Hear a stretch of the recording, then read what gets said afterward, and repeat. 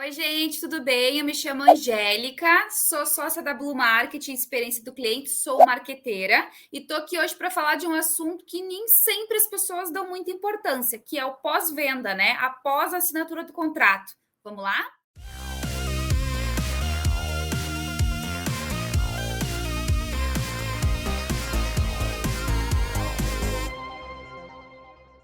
E vamos começar falando não somente, né, da venda, do processo de venda em si, mas a gente tem que falar de uma parte muito importante que às vezes é esquecida, que é o pós-venda. Efetivamente, quando a gente, né, assina o contrato. Hoje a gente vai começar falando um pouquinho da jornada de compra, né, algumas percepções importantes sobre os clientes, para depois sim a gente falar sobre dicas práticas, de como é que vocês podem aplicar isso no dia a dia, no nicho de vocês e principalmente, né, para que a gente nessa aula consiga desenvolver pontos fortes para que vocês se lembrem como é que pode ajudar o cliente no pós-venda, tá bom? Vocês sabiam que 61% dos compradores imobiliários escolhem o seu corretor de imóveis em um dia? É isso mesmo. Enquanto a gente está olhando, ele está olhando nas imobiliárias ou nas incorporadoras esse imóvel, ele está falando com várias pessoas ao mesmo tempo, né? Então isso determina muito com quem ele vai fechar esse processo de compra. Porque pensem o seguinte, o imóvel da pessoa, né? Seja um imóvel comercial, um imóvel residencial, é uma compra alta, é uma compra cara,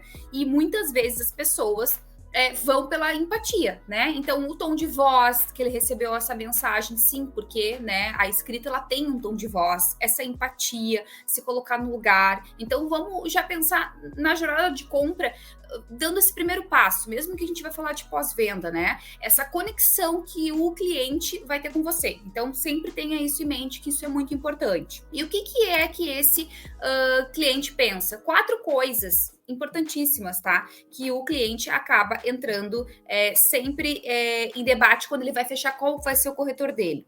Honestidade, gente, aqui é uma coisa muito séria, né? Em qualquer área, mas no sentido assim, honestidade aquele imóvel tem dois banheiros, não é 5. A vaga, ela é descoberta, não é coberta, né? Então, assim, a gente precisa fazer essas informações chegarem até o cliente com a maior precisão possível e que a gente seja honesto sobre tudo que a gente está apresentando para ele, né? Confiança. Tudo que essa é uma troca muito valiosa, né? Então é entre visitar, entre ver o apartamento, entre ter essa conexão do que a pessoa está buscando, se sentir confortável, né? Porque a gente não está só olhando imóvel, a gente está vendo a renda da pessoa, a gente está se envolvendo com aquela pessoa e com as suas necessidades. Então essa conexão ela é muito importante. Conhecimento. A gente não vende só o apartamento ou a casa, a gente vende o bairro, né? A gente vende a localização.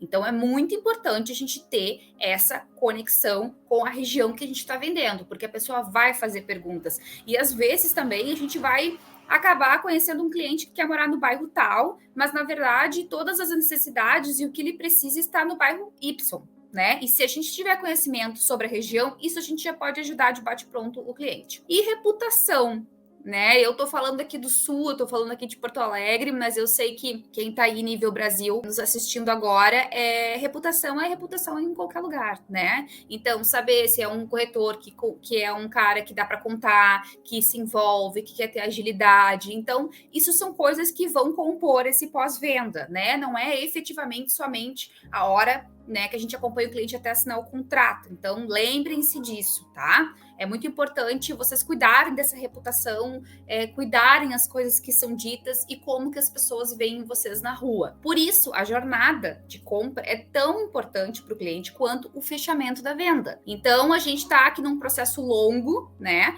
Que é interessante a gente olhar essa jornada de compra e entender que, em média, 9 meses são necessários para que a gente faça essa transição de compra. Então, assim, a gente está ali nos primeiros meses, namorando, pesquisando, vendo as possibilidades, né?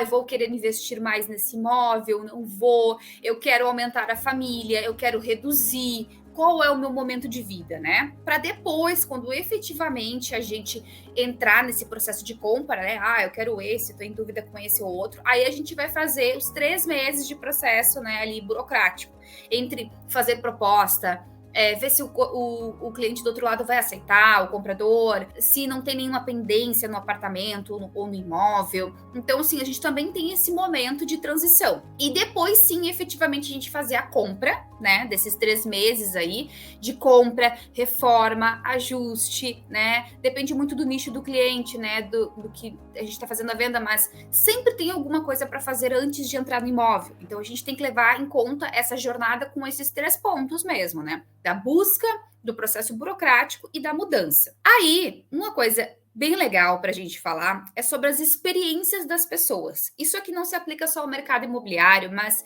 eu acho que é interessante a gente falar até para nossa vida, né? Para a gente entender alguns acontecimentos. O que acontece? Nas nossas experiências, a gente tem momentos emblemáticos na nossa vida, que são os picos, os fossos e as transições. O que isso quer dizer? Os picos é quando a gente resolve fazer a compra, né, do nosso imóvel, né, trazendo para o mercado imobiliário. Então a gente está lá naquele processo que a gente decidiu se mudar, ou comprar a primeira casa, ou dar um upgrade, enfim, mudar de cidade, ver outro imóvel. Então é um momento muito de felicidade, mas é um momento de tomada de decisão.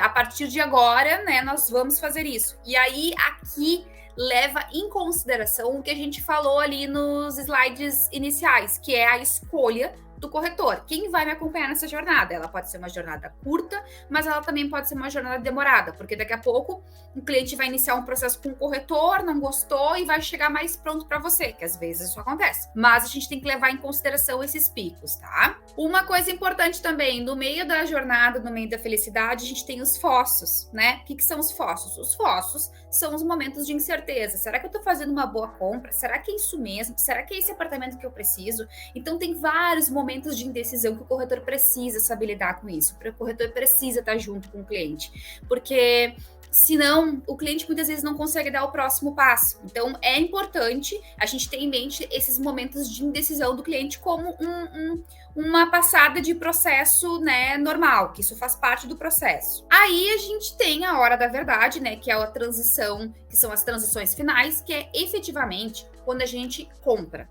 né? Quando a gente vai lá e assina o contrato, seja o carro, a casa, enfim, puxando para o nosso meio. Então, o que acontece? Aqui é o momento que, tipo assim, chega a dar um alívio no cliente, né? Infelizmente eu comprei.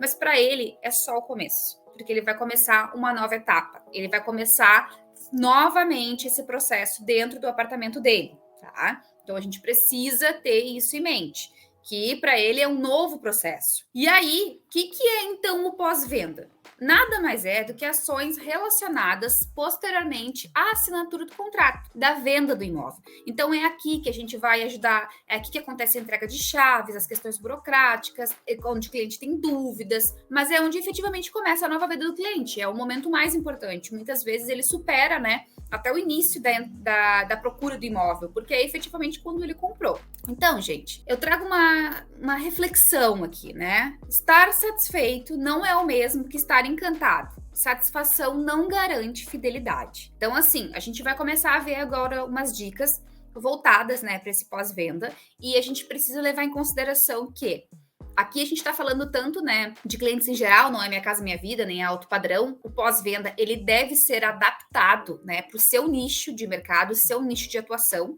Mas aqui já dá para ter alguns insights do que seria interessante trabalhar. E lembre-se, a fidelidade, ela só acontece, a indicação, quando o cliente está muito satisfeito e ele consegue finalizar esse ciclo na cabeça dele. Lembre lá dos 3 pontos de transição. Então, assim, tem que começar bem o atendimento, tem que as visitas acontecerem e a assinatura de contrato tem que fechar redondinho. Caso isso não aconteça, a pessoa não vai ter uma memória boa. Então, ela não vai lembrar do seu nome, ela não vai conseguir indicar. Então, eu acho bem importante a gente ter isso em mente, tá? Né? De estar satisfeito não significa fidelidade. Então, vamos lá, então, para as nossas dicas práticas aqui para ajudar vocês, né, nesse pós-venda, que é a parte mais importante, né, onde a gente coloca o cliente no centro de tudo. Dica 1. Eu acho que é a dica mais valiosa de todas. Não perca o contato. A partir do momento que o cliente começa a assinar o contrato, ele passa para o jurídico, ou ele passa, né, para a área de relacionamento com o cliente, para dar andamento, mantenha a proximidade dele. Muitas pessoas ficam extremamente chateadas quando isso acontece. Então, assim, ó, será que para enviar aquela documentação para o jurídico tem que ser o cliente direto? Será que não pode ser você o intermediário? Será que se comprar pela incorporadora, quando passa, né, para a área ali de despachantes, bancários, enfim, será que tem que ser com eles? Não dá para você ser sempre um intermediário? Eu sei que isso muitas vezes toma tempo, tá? Mas tenham em mente, pensem assim, vocês estão numa loja e aí vocês fizeram todo o atendimento, especificaram tudo, e aí na hora do fechamento ali, a gente vai para a área de compra para pagar e é outra pessoa completamente diferente. Como é que a gente não se sente? Às vezes a gente se sente desamparado. É uma compra simples, é uma compra numa loja. Mas vocês já pararam para pensar nisso na compra do imóvel? E as minhas dúvidas e como é que eu fico? Então, se for possível, seja você o intermediador entre a área de relacionamento com o cliente, do jurídico, acompanhe, esteja presente no dia da assinatura junto à caixa. Muitas vezes os corretores colocam os gerentes, né? E saem de figura. Não, esteja com o gerente, ele comprou com você. Ele tem que lembrar de você. Eu sei que você está representando aí uma incorporadora ou uma imobiliária, mas se você puder fazer parte de todo esse processo mesmo, até a entrega da chave, seria o ideal. Outra coisa, por que o cliente realizou a compra? Né? Por que ele comprou efetivamente conosco?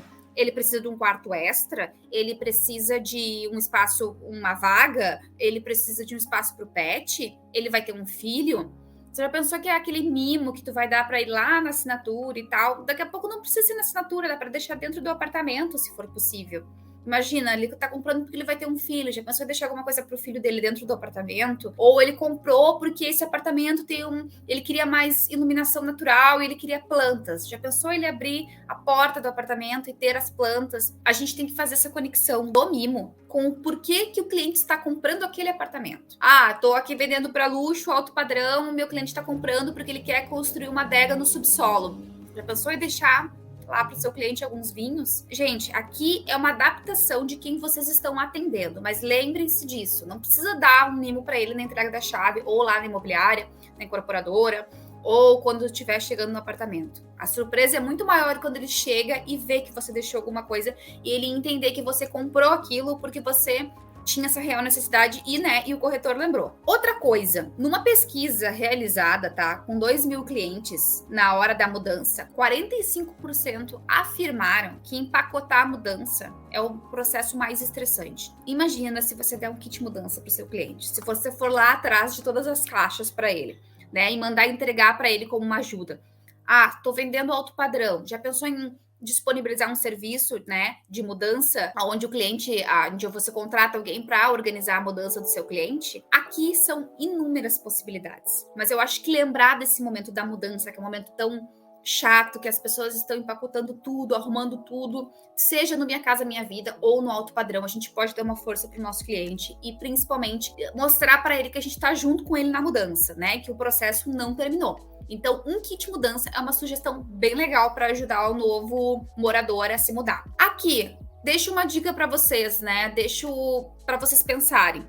Você sabe o que é concierge? Em muitos, né, hotéis de luxo existe um serviço de concierge, que é nada mais, nada menos do que ajudar o cliente em tudo que ele precisar quando chegar no hotel. Então, assim, vocês já pensaram, né? Trocar água de luz, internet, gás, instalar coisas que efetivamente o cliente já precisa para se mudar?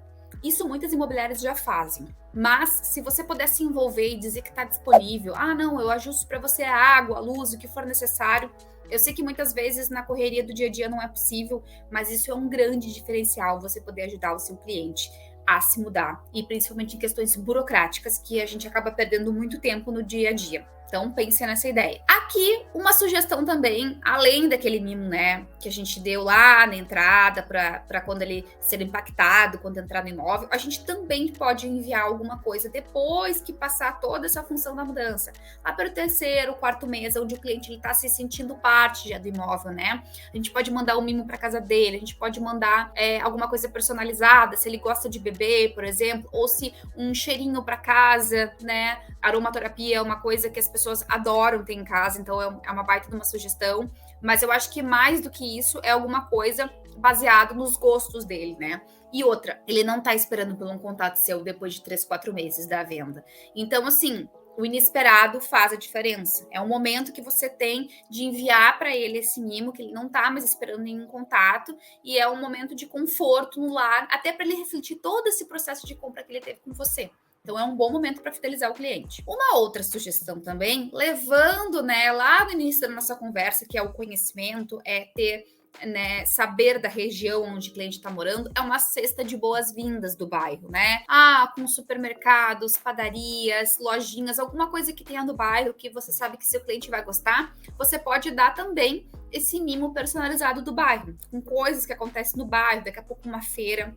É uma forma muito legal da pessoa se sentir parte, né, como um novo morador do bairro e também saber tudo que está acontecendo ali para facilitar o dia a dia dele. E uma coisa muito importante, tá? É manter contato, né? Não é ficar mandando WhatsApp, incomodando o cliente, mas é manter contato no sentido assim, datas comemorativas, como Natal, aniversário, enviar um e-mail marketing, se mostrar presente, né? Nosso vínculo terminou, mas eu lembro de você, porque numa dessas, um amigo do amigo está procurando imóvel, ou ele vai trocar de imóvel por algum motivo, ou aconteceu alguma coisa, e aí vocês vão ter esse contato. Então, assim, datas comemorativas são muito bem-vindas. E principalmente alguma data que fez com que, né, eles se mudassem, como o primeiro filho, né, ou o pet, alguma coisa que tenha marcado. Então, isso também é um momento que pode ser lembrado, né, via e-mail, ou sim, enviando um WhatsApp para o cliente numa data comemorativa. E para a gente finalizar aqui as nossas dicas, uma coisa bem importante, que eu acho que pode ficar também com esse mimo lá dos 3, 4 meses, ou com essa cesta, como vocês preferirem, um feedback, gente. Eu sei que nem sempre é fácil, eu sei que no processo de venda acontecem muitas coisas que nem sempre são legais, né? Mas a gente precisa pedir um feedback para o cliente. Quais são os pontos positivos, quais são os pontos negativos, porque dessa maneira você vai conseguir crescer, né? E mais do que conseguir crescer nesses pontos positivos e negativos, é que você começa a entender qual é o seu diferencial. Porque normalmente o cliente ele pode falar de algum ponto negativo, enfim, mas ele vai dizer assim, foi muito legal tal coisa que você fez. Isso foi muito importante. E aí você passa a ser conhecido dessa maneira. Porque o mercado imobiliário, ele funciona assim. Ele funciona por coisas que estão acontecendo. As pessoas são marcadas por momentos.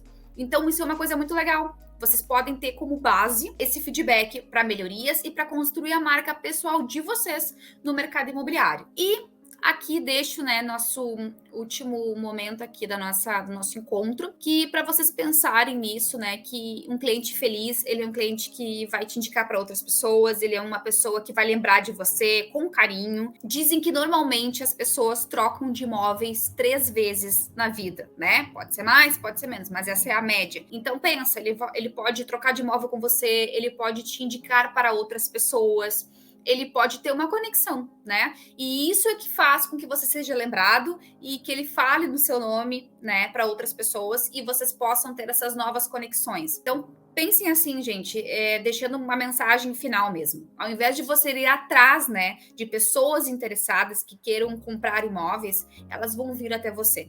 As indicações, elas fazem isso. E eu conheço muitos corretores que acabam simplesmente vendendo apenas por indicações. Então, vocês podem fazer isso sim, e isso passa a ser um diferencial enorme. Então, é isso, gente. Espero que vocês tenham gostado dessas dicas, que elas sejam úteis para vocês no dia a dia. Mas, deixo aqui um convite que no dia 28 vamos nos encontrar ao vivo para falar um pouquinho mais sobre o pós-venda e a gente conseguir tirar mais dúvidas, tá bom? Super beijo, espero vocês!